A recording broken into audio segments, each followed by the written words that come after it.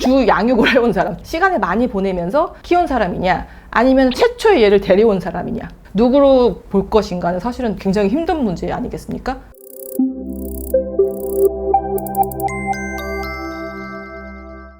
안녕하세요. 이혼 전문 박은주 변호사입니다. 오늘 제가 이혼 소송에서 최근에 문제되고 있는 이슈들에 대해서 얘기를 할 건데, 시대가 변하면서 예전에는 문제되지 않았는데 지금은 이제 문제돼서 법원의 판단을 받고 결정을 받아야 되는 문제들이 종종 많이 발생을 하고 있거든요. 그 중에 제일 큰 게 하나가 뭐냐면은 반려동물의 소유권이에요. 요즘은 애완견이라는 말을 안 쓰죠. 애완견과 반려견은 아예 느낌이 다른 거죠. 반려는 나의 가족으로 생각을 한다는 거잖아요. 실제로 사람들은 그러고, 그렇죠. 반려동물에 대해서는 민법상의 물건으로 보는 어떤 전통적인, 지금도 유지되고 있거든요. 그거를 이제 사람들이 사실 깨고 싶은 거잖아요. 단순히 물건이 아니고 재물이 아니고 인간하고 정서적으로 유대관계가 형성되어 있는 일종의 어떤 생명체를 보는 거기 때문에 이 반려동물의 어떤 개념과 이거를 법적으로 어떻게 다룰 것인가에 대해서는 끊임없이 계속 국회에서도 계속 이제 논의가 되어 있고, 아직까지 뭔가 고쳐지진 않고 있지만 이게 이혼 소송에서는 반드시 문제가 될 겁니다. 그리고 판단을 받아야 될 날이 곧 올 것이고요.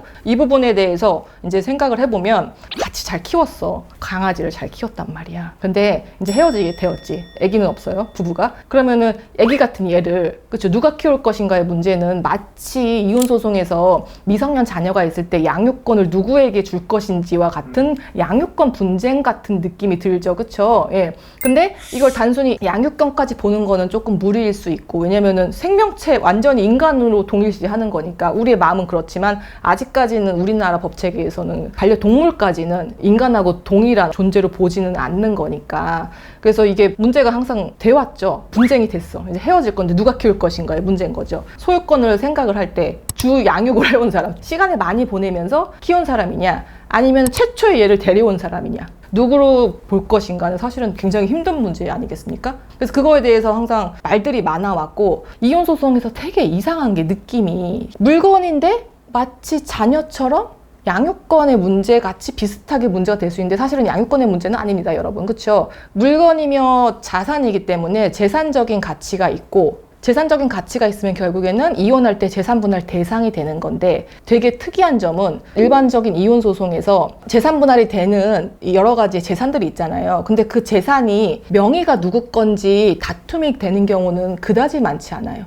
일단 명의는 명확한 것들이 대부분인데, 이게 반려동물이 문제가 되면은 이게 누구 거냐부터가 사실은 문제가 되겠죠. 그 다음에 일반적으로는 이혼 소송에서 재산에서 문제가 되는 건 이 재산의 가액이 얼마냐가 문제가 되는데, 반려동물인 경우에는 가액 문제는 아니겠죠. 결국에는, 그죠, 소유권의 문제겠죠. 소유권이 누구인지 이거를 결국에는 이혼 소송에서 판단을 해야 될 시기가 조만간에 도래를 할 겁니다, 여러분. 그러면 어떤 기준으로 하는데요? 나는 마치 기른정이 더 중요한 것 같이 생각이 되는데, 내 생각에 또 어떤 사람은 아니지, 처음에 데려온 사람이 주인이지 라고 할 수 있잖아요. 왜냐면은 기른정이라는 게 사실은 공동육아처럼 절대적인 시간을 뭐 체크한 것도 아니고, 그쵸? 예, 누군가가 일방적으로 뭐 집을 나가서 산 것도 아니고 같이 키웠으면은 그것도 사실은 명확하지 않은 부분이 있기 때문에 여러 가지 좀 애매할 수가 있는데, 최근자에 여러분 대법원 판결에서, 이혼 소송은 아니고요, 민사 소송에서 이 반려견의 문제에 대해서 명확하게 나온 최근자 판례가 있어가지고 이거를 아마 기준으로 하시면 될 것 같다라는 생각으로 가져왔거든요.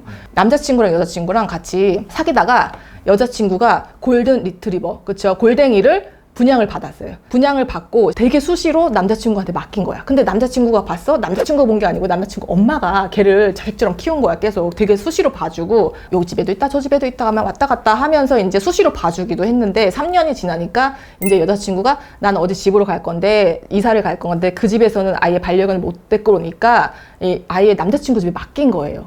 그래가지고 2년 6개월 동안 남자친구의 어머니가 얘를 키웠어. 그 집에서 아예. 문제는 뭐냐? 얘네들이 헤어졌어요. 그러니까 여자친구가 몰래 집에 남자친구 집에 가가지고 이 골댕이를 데리고 갔어. 탈취해 갔어. 엄마 너무 속상하지?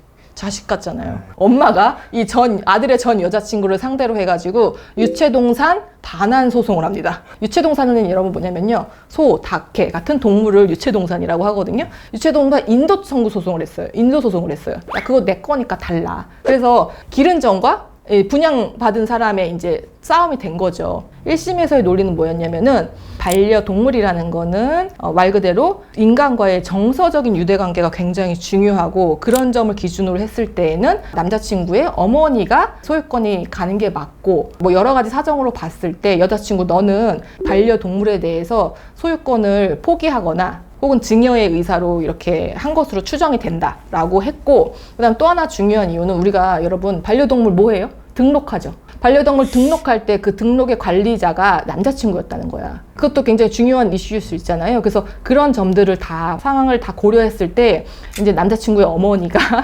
그쪽이 가지는 게 맞다라고 해가지고 1심이 그렇게 됐는데 2심에서 바뀌었어요. 그게 그리고 대법원에서 확정이 됐고요. 그래서 2심에서는 아직까지 반려동물이라는 거는 민법상의 명백한 물건이자 재산이니까 최초에 분양했던 자가 원칙적으로 소유권이 있으며 이 사람이 명시적으로 증여나 소유권 포기의 의사를 밝히지 않았다. 그런 어떤 증여나 소유권 의사 포기는 해석을 할 때 굉장히 대충 하는 게 아니고 굉장히 폭을 좁게 해가지고 제한적으로 명확했을 때만 인정이 돼야 되는데 아니다. 보니까 여자친구는 되게 자주 반려견의 사진을 계속 보내달라고 하면서 잘 있네, 이쁘네 막 이러면서 계속 수시로 그 영상 사진을 주고받고 뭐 안부를 물었다는 거야. 그래가지고 증여나 소유권 포기 의사를 볼 수 없다. 라는 것과 또 하나는 그럼 동물 등록제는 뭐 어떻게 되는데요? 그랬더니 이제 그 2심하고 대법원에서 하는 말이 동물 등록제는 그 취지가 이 사람의 이 반려동물의 주인 혹은 소유자가 이 인간이다라는 게 아니고 다른 목적이 있어. 이 동물이 유실되거나 유기되거나 위험한 동물이거나 했을 때 그걸 관리 감독하기 위한 관리 수단이기 때문에 소유권과 직접적으로 관련이 없다라고 해서 조금 빡빡하게 해석을 했거든요. 결국에는 엄마가 졌다 이렇게 된 거야. 좀 약간 슬프지 않아요? 네. 이혼 소송에서 이 반려동물의 소유권이 문제가 됐을 때 이런 기준으로 해서 판단을 법원에서 이제는 하겠죠. 동물등록제의 관리자는 중요하지 않다. 누가 오랫동안 얘를 봐오고 키웠는지는 그다지 중요하지 않다. 가장 중요한 거는 처음에 집에 올 때 얘를 누가 데려왔는지, 최초에 얘를 데리고 온 사람을 아무래도 소유자로 볼 가능성이 그죠? 대법원 판단에 따르면은 많다. 여러분 이제 이런 부분들을 좀 알고 계셔야 될 것 같아요. 내가 얘는 되게 오랫동안 키웠는데 얘가 좀 분쟁이 될 것 같아 하면은 뭐 상대방한테 명시적으로 증여나 그쵸 소유권 의사 표시를 받아두는 게 좀 안전할 수 있겠죠, 사실은.